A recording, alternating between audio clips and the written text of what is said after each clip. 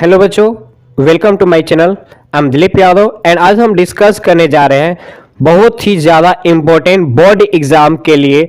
अगर आप कोई भी क्लास के हो तो जिसका नाम लेटर राइटिंग है। आज हम इस वीडियो में बात करेंगे कि कोई भी लेटर यानी पत्र बहुत ही आसानी से कैसे लिख सकते हैं, यानी how to write a letter. मैं आप लोगों को कोई भी लेटर यानी पत्र लिखने का जो फॉर्मेट होता है, यानी फॉर्मेट कह सकते हैं आप, जो उसकी लेटर लिखने की जो तरीका होती है, जो बनावट होती है, वो क्या होता है, और साथ ही साथ मैं आप लोगों को कोई भी लेटर लिखने का जो शॉर्ट ट्रिक होती है, शॉर्ट मेथड होती है, मैं इस वीडियो में वो भी बता दूंगा, जिसके माध्यम से आप क्या करेंगे कि लेटर राइटिंग को आप बड़े ही आसानी तरीकों से लिख पाओगे।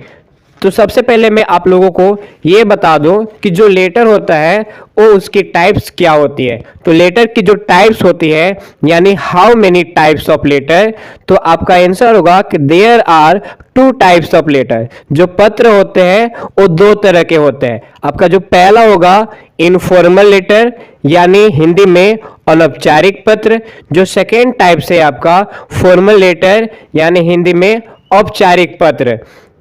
आपकी जो बोर्ड एग्जाम में जो लेटर राइटिंग से आते हैं वो 5 नंबर के आते हैं, जिसमें 2 नंबर का आपका कंटेंट की आती है, 2 नंबर आपका ग्रामर और स्पेलिंग होते हैं, करेक्ट स्पेलिंग उससे मिलता है, और आपका 1 नंबर जो बच गया वो आपका फॉर्मेट से आती है। तो मैं आप लोगों को सबसे पहले ये जानकारी दे दूं कि फॉर्मल जो लेटर होते हैं उसमें कौन कौन से पत्र लिखने के लिए आते हैं।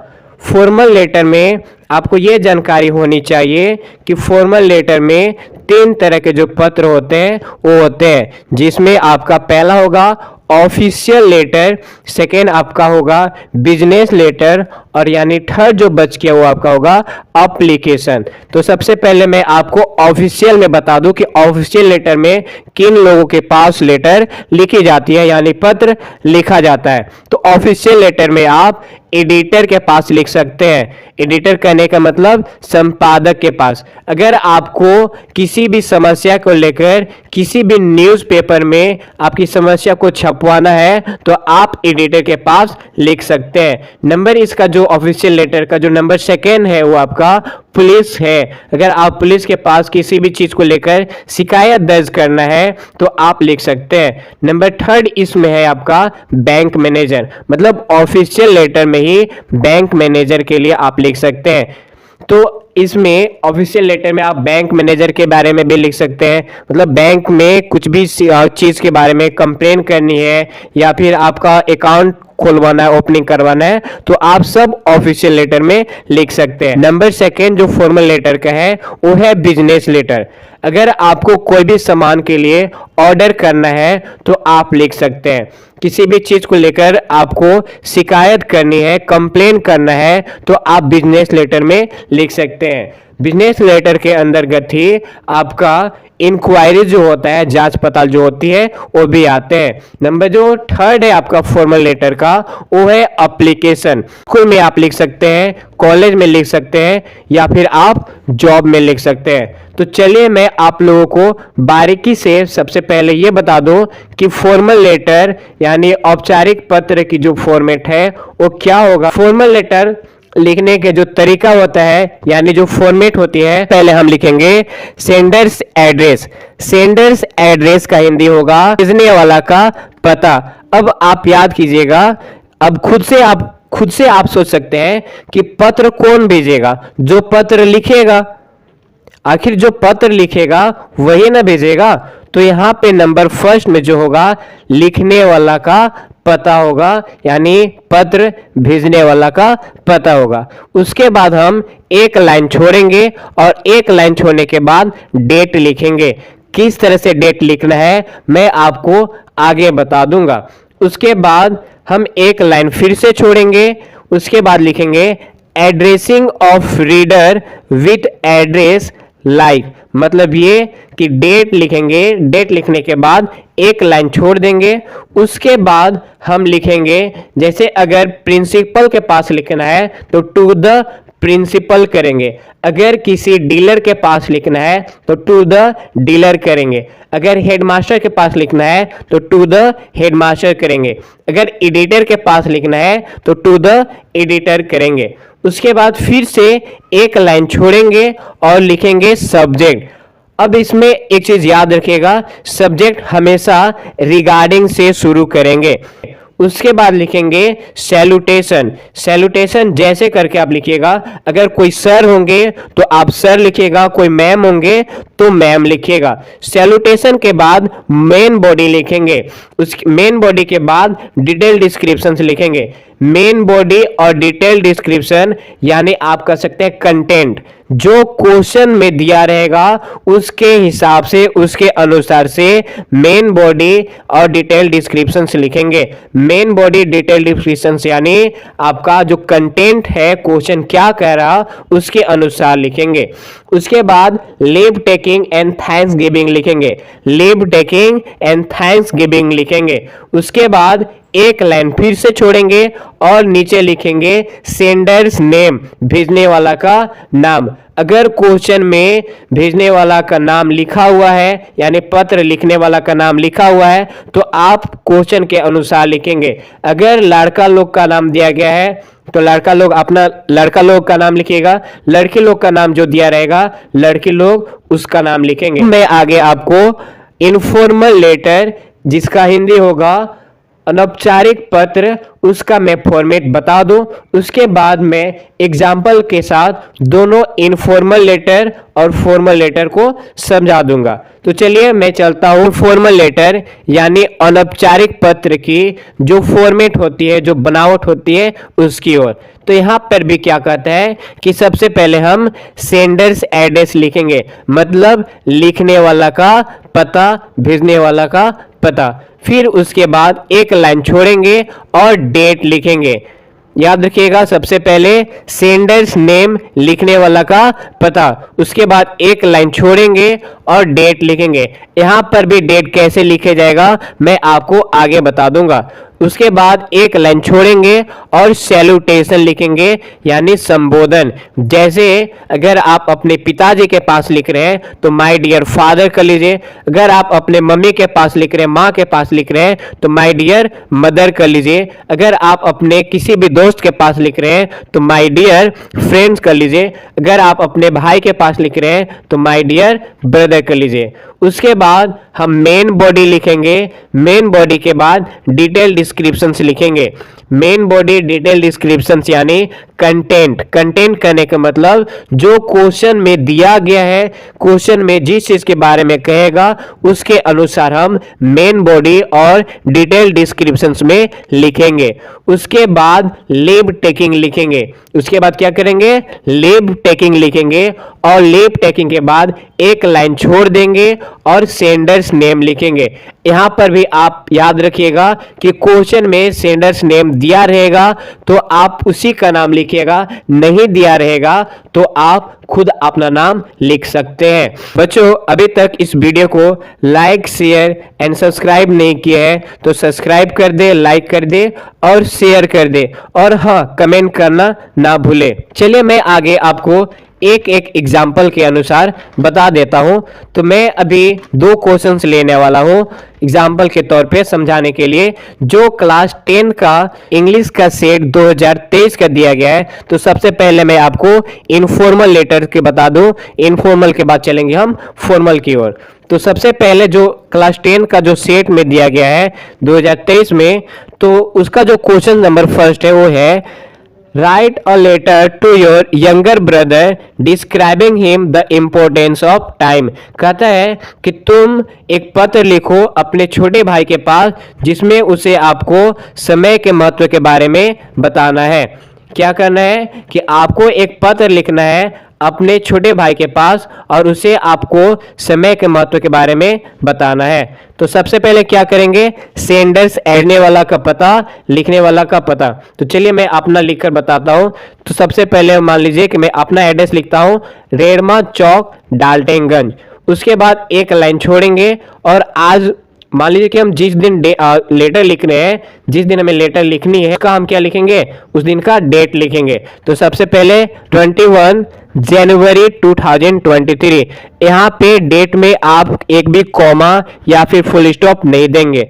उसके बाद एक लाइन छोड़ेंगे और लिखेंगे माय डियर यंगर ब्रदर। उसके बाद लाइन वाइन कुछ नहीं छोड़ेंगे, सीधा जस्ट उसी के नीचे लिखना स्टार्ट करेंगे। और याद रखिएगा, मैं इनफॉर्मल लेटर लिखने का जो शॉर्ट ट्रिक बताया था वो आप यहाँ पे अब लागू करेंगे। क्या कि ऊपर का 2 लाइन जो अभी मैं बताने जा रहा, हर इनफॉर्मल लेटर में आप लिख सकते हैं। तो चलिए मैं दिखाता हूं आप लोगों को। I am well here by the mercy of God and I hope that you will be also well by the mercy of same God. ये जो लाइन है आप हर इनफॉर्मल लेटर में यूज कर सकते हैं, जिसका हिंदी होगा मैं यहाँ कुशल हूँ, यानी मैं यहाँ ठीक हूँ भगवान की कृपा से, और मैं आशा करता हूँ कि तुम भी वहां पे उसी भगवान की कृपा से ठीक हो। उसके बाद हम पैराग्राफ चेंज करेंगे और आगे लिखेंगे जैसे एज यू नो डैट, जैसा कि तुम जानते हो, time is very precious and we should not waste it anyway. कहता है कि जैसा तुम जानते हो, जो समय वो अधिक मूल्यवान होता है, इसीलिए हमें समय जो है वो बर्बाद किसी भी हालत में, किसी भी कीमत में नहीं करना चाहिए। It is rightly said that the time is most precious than money. कहा जाता है कि यह स्पष्ट रूप से कहा गया है कि जो समय है वो पैसा से भी अधिक ज्यादा मूल्यवान है। Money once lost can be earned sooner, but time once lost is lost forever। कहता है अगर आप पैसा गवा भी देते हैं, उसे आप खो भी देते हैं, तो पैसा आप दोबारा पा सकते हैं, कमा सकते हैं। लेकिन अगर आप एक बार समय गवा देते हैं तो आप अपने लाइफ में, जीवन में कभी भी समय को दोबारा पा नहीं सकते। आगे कहता है time can make you a king और अ बेगर इन अ फ्यू सेकेंड्स। कहता है कि जो समय है तुम्हें कुछ पल में राजा भी बना सकता है और कुछ पल में तुम्हें एक भिखारी भी बना सकता है। So it is better for you realize the value of time. इसीलिए तुम्हारे लिए ये सही रहेगा, तुम्हारे लिए ठीक रहेगा कि तुम समय के महत्व के बारे में समझो। उसके बाद यहाँ पे फिर से पैराग्राफ चेंज करेंगे और जो अभी मैं बोलने जा रहा वो आप हमेशा इनफॉर्मल लेटर में यूज कर सकते हैं। पैराग्राफ चेंज करके लिखेगा प्लीज कन्वे माय सादर प्रणाम to elders and a lot of love and affection to youngers. आप इस लाइन को हमेशा इनफॉर्मल लेटर में यूज कर सकते हैं। कहता है प्लीज कन्वे माय सादर प्रणाम, मतलब कृपया बड़ों को मेरा प्रणाम, and a lot of love and affection to youngers, और प्यार भरा स्नेह छोटे को। उसके बाद फिर यहाँ पे हम एक लाइन छोड़ेंगे और लिखेंगे योर्स करके भी आप लिख सकते हैं, या फिर आप योर लविंग ब्रदर करके लिख लीजिएगा XYZ। XYZ ये कि अगर क्वेश्चन में जो नाम दिया रहेगा आप उसे लिख लीजिएगा, नहीं दिया रहेगा तो आप अपना खुद का नाम लिख लीजिएगा। चलिए मैं आगे बढ़ता हूँ। एक बार इनफॉर्मल लेटर का फॉर्मेट गौर से देख ले। अब मैं एक एग्जांपल, एक उदाहरण देख लेता हूँ फॉर्मल लेटर का। ये भी जो क्वेश्चन है फॉर्मल लेटर का जो मैं बताने जा रहा हूँ वो भी क्लास 10 का ही है, जो 2023 का सेट 1 में दिया गया है। Write an application to the headmaster of your school asking him to make more books available in the school library। कहता है कि तुम एक पत्र लिखो अपने स्कूल के हेडमास्टर के पास और तुम उन्हें बताओ, कहो कि तुम्हारे स्कूल में जो पुस्तकालय है यानी लाइब्रेरी है उसमें पुस्तक की उपलब्ध कराए। तो चलिए मैं स्टार्ट करता हूँ। यहाँ पे सबसे पहले डेट लिखेंगे, जैसे मैं आज का डेट दे रहा 21 जनवरी 2023। यहाँ पे भी डेट में कोई भी छेड़छाड़ नहीं करेंगे, कहीं पे फुल स्टॉप या कॉमा नहीं देंगे। उसके बाद एक लाइन छोड़ेंगे और लिखेंगे टू द हेडमास्टर। उसके बाद आप एड्रेस लिखिएगा, जैसे मैं यहाँ पे बता दे रहा गिरवर स्कूल डाल्टनगंज। फिर एक लाइन छोड़ेंगे और सब्जेक्ट लिखेंगे, और सब्जेक्ट यहाँ पे क्या करेंगे, याद कीजिए अभी जस्ट मैं आपको बताया था कि रिगार्डिंग से स्टार्ट करेंगे, और अगर रिगार्डिंग के बाद कोई वर्ब रहेगा तो हम उसमें ING लगा देंगे। तो रिगार्डिंग रिक्वेस्टिंग टू, पीछे बताया होगा कि रिगार्डिंग से स्टार्ट करेंगे और अगर रिगार्डिंग के बाद कोई वर्ब रहेगा तो उसमें हम आईएनजी लगाएंगे। Requesting to make more books available in the library के बाद सब्जेक्ट के नीचे सर लगाएंगे और कॉमा देकर लिखेंगे respectfully I would like to draw your attention towards school library. आदरणीय सर, मैं आपका ध्यान स्कूल की पुस्तकालय की ओर खींचना चाहता हूं।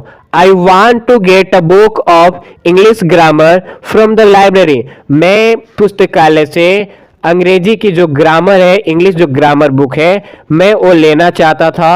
I have not got this book yet, लेकिन मैं अभी भी यह किताब स्कूल की लाइब्रेरी से नहीं लिया हूँ।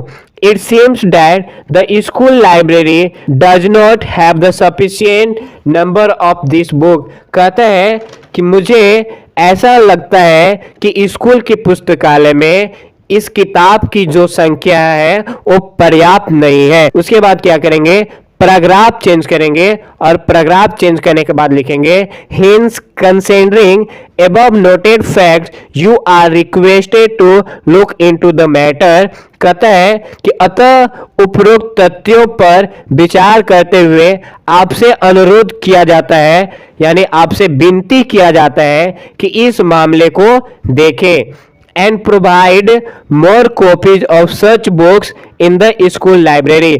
और स्कूल के पुस्तकालय में ऐसी किताबों की ज्यादा संख्या में उपलब्ध कराएं। उसके बाद फिर से पैराग्राफ चेंज करेंगे और डबल इन्वर्टेड कॉमा के अंदर लिखेंगे I will be olden you for this. उसके बाद इन्वर्टेड कॉमा बंद करेंगे, मतलब ये कि मैं इसके लिए आपका एहसानमंद रहूंगा।